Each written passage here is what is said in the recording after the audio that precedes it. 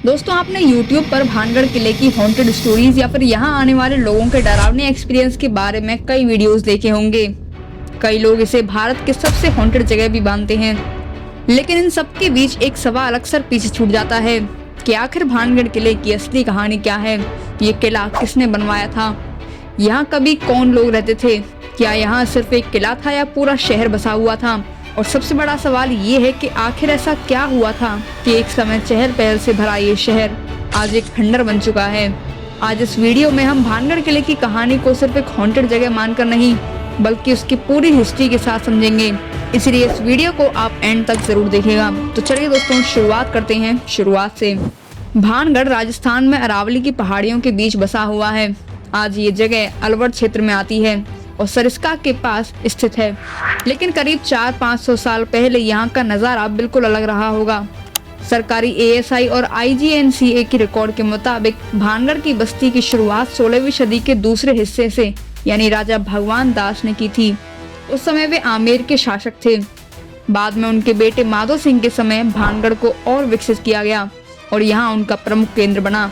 माधो सिंह का संबंध मुगल बादशाह अकबर के दरबार से भी था। एक शिलालेख में उनके अकबर के दरबार में दीवान होने की जानकारी मिलती है। अब यहाँ एक चीज समझना बहुत जरूरी है। जब हम आज भानगढ़ किला कहते हैं तो ऐसा लगता है जैसे सिर्फ एक किला की बात हो रही हो, लेकिन असल में ऐसा नहीं था। भानगढ़ एक पूरा बसा हुआ शहर था। यहाँ मंदिर थे, बाजार थे, हवेलियाँ थी, राजमहल थे, आम लोगों के घर भी थे। राजस्थान पर्यटक के मुताबिक यहाँ करीब 9000 से भी ज्यादा घर थे।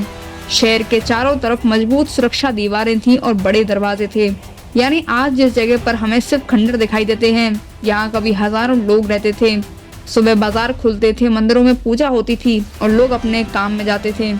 अगर आप आज भानगढ़ जाएं तो आपको सबसे पहले इसके बड़े बड़े प्रवेश द्वार दिखाई देते हैं। इसमें Lahori gate, Ajmeri gate, Phoolbari gate और दिल्ली गेट प्रमुख हैं। अंदर जाने पर मंदिरों के अवशेष मिले हैं। गोपीनाथ मंदिर, सोमेश्वर मंदिर, केशव राय मंदिर, मंगला देवी मंदिर और गणेश मंदिर आज भी इस पुराने शहर की कहानी बताते हैं। इन सब के अलावा यहाँ बाजार के अवशेष और हवेलियों के राजमहल भी हैं। राजमहल को कभी 7 मंजिला बताया जाता था, हालांकि आज उसकी सिर्फ कुछ मंजिलें ही बची हैं। तो सवाल अब ये है कि इतना बड़ा समृद्ध शहर आखिर खाली कैसे हो गया। यहीं से भानगढ़ की कहानी इतिहास से निकल कर रहस्य की तरफ मुड़ती है। तो दोस्तों, पहले मैं आपको इस श्राप के बारे में बता देती हूँ। भानगढ़ की सबसे मशहूर कहानियों में से एक है बाबा बालूनाथ की। कहते हैं भानगढ़ के बसाने से पहले एक इलाके में बाबा बालूनाथ नाम के एक साधु रहते थे। कहानी के मुताबिक उन्होंने शहर बसाने की अनुमति तो दे दी थी, लेकिन एक शर्त रखी थी।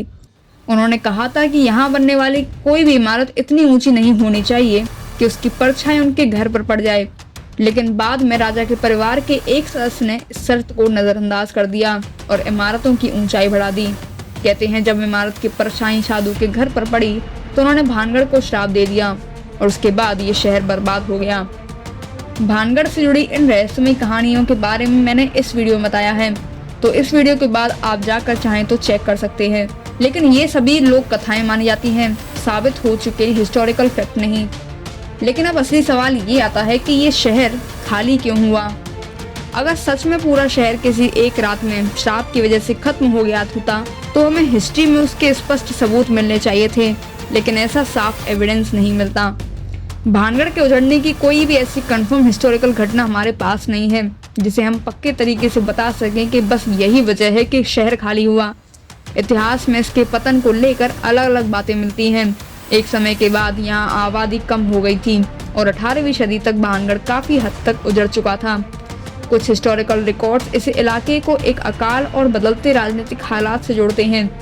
सरकारी राजस्थान पर्यटक बताता है कि 1720 के बाद भानगढ़ की आबादी धीरे धीरे कम होने लगी थी।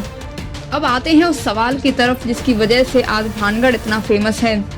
आज यहाँ सूर्योदय से पहले और सूर्यास्त के बाद प्रवेश की अनुमति नहीं दी जाती और शायद इसी रूल की वजह से भानगढ़ की हॉन्टेड इमेज को और मजबूत कर दिया। और फिर इसके बाद जुड़ी हुई श्राप की कहानियां और तांत्रिक की कहानियां।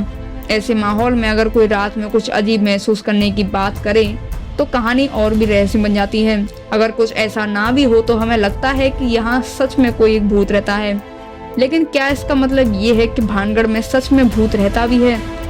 तो दोस्तों, आपको क्या लगता है, भानगढ़ सच में एक हॉन्टेड प्लेस है? अगर आपको ये वीडियो पसंद आई हो तो इस वीडियो को लाइक करना और ऐसी और वीडियोस के लिए आप हमारे चैनल को ज़रूर सब्सक्राइब करना। तो मैं मिलूंगी आपको अगली कहानी में।